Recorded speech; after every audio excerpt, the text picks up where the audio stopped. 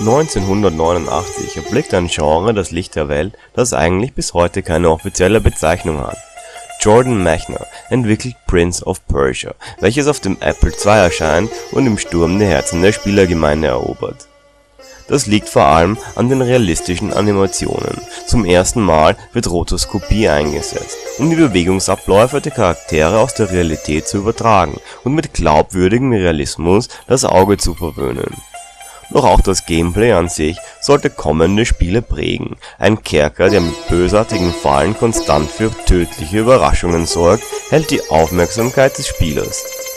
Ständige Wiederholung ist angesagt, bis das Layout der Fallen auswendig gelernt wurde und der Spieler mit majestätischem Geschick die Hindernisse umgeht. Prince of Persia begründet damit ein Konzept, das die Schablone für zahlreiche Spiele darstellt. Manchmal als cinematischer Plattformer bezeichnet, handelt es sich um eine Reihe von Spielen, die sich zwar inhaltlich völlig voneinander unterscheiden, allesamt aber denselben Designkonzepten folgen. Das Genre ohne Namen zeichnet sich aber durch noch ein Element aus, das in Prince of Persia fehlt.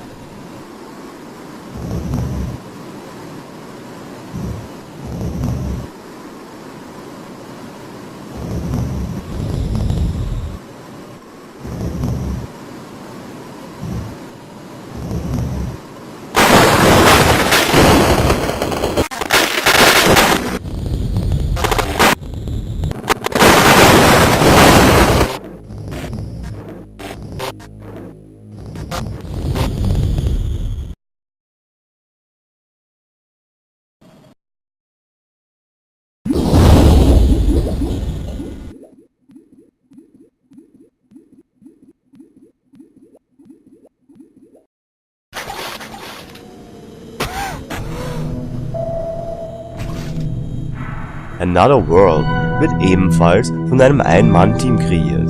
Eric Chahi legt sein Werk offensichtlich nahe an Prince of Persia an, fügt aber noch eine bedeutsame Zutat hinzu: Er entwickelt eine neuartige Engine, die mit schnellen Polygonen ähnliche Animationseffekte wie im populären interaktiven Trickfilm Dragon Slayer darstellen kann, ohne den für damalige Verhältnisse enormen Speicherplatz zu benötigen.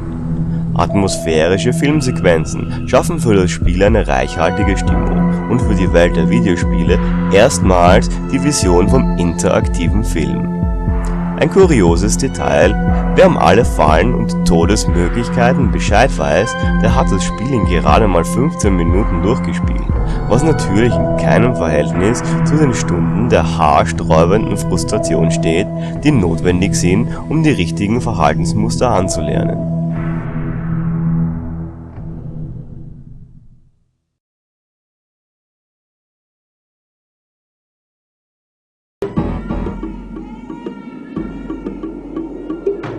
Wenig bekannt ist, dass der Publisher Interplay darauf bestand, ein Sequel zu entwickeln. Heart of the Alien auf Segas Mega-CD sollte die vollen Möglichkeiten der neuen CD-Technologie ausnutzen, um noch mehr cineastisches Feeling zu erzeugen. Ist der erste Teil der Serie als Metapher für den emotionalen Zustand des Entwicklers bei der Arbeit zu sehen, stark spürbar in der Isolation des Hauptcharakters Lester am Beginn und seinem zehrenden Endspurt, so hält auch das Sequel ironischerweise an dieser Metapher fest. Eric Chahi ist genau wie Protagonist Lester kaum am Spiel beteiligt, verkommt zur bedeutungslosen Nebenfigur. Die Qualität des Spiels wird dem Vorgänger nicht gerecht.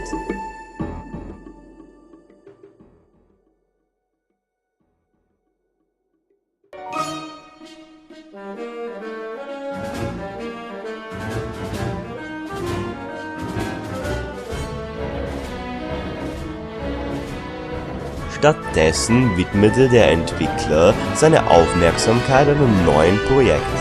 Heart of Darkness sollte nach 6 Jahren Entwicklung die Tradition des Genres ohne Namen mit einem großen Budget fortführen. Trotz der stilistischen Unterschiede merkt man dem Titel seine Wurzeln stark an. Viele Gameplay-Ideen aus Another World finden hier eine Weiterführung. Und auch die Grundthematik des Besuchs einer anderen Welt, in der man sich mit Einheimischen verbündet, bleibt gleich. Während die zahlreichen gerenderten Zwischensequenzen aus der Vorzeit der modernen Computeranimation sich nicht wirklich gut gehalten haben, glänzen die dynamischen 2D-Animationen des Spiels selbst bis heute. Das Geschehen gestaltet sich auch deutlich spielbarer und ist eigentlich noch immer eine Empfehlung wert.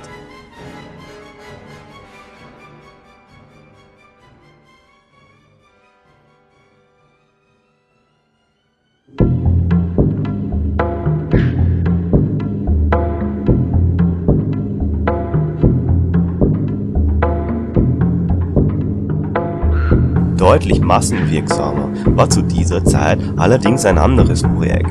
Mit Oddworld: Abe's Odyssey auf Sonys PlayStation erreichte der Game Designer Lorne Lanning ein breites Publikum. Im Vordergrund stand das Design einer umfangreichen fiktiven Welt, die von erstaunlich detaillierten Kreaturen bevölkert wird. Abe's Odyssey, ursprünglich als erster Teil einer Reihe an 5 Spielen geplant, eröffnet ein kleines Fenster in diese Welt und bedient sich dazu aller etablierten Spielmittel, die das Genre ohne Namen so auszeichnen.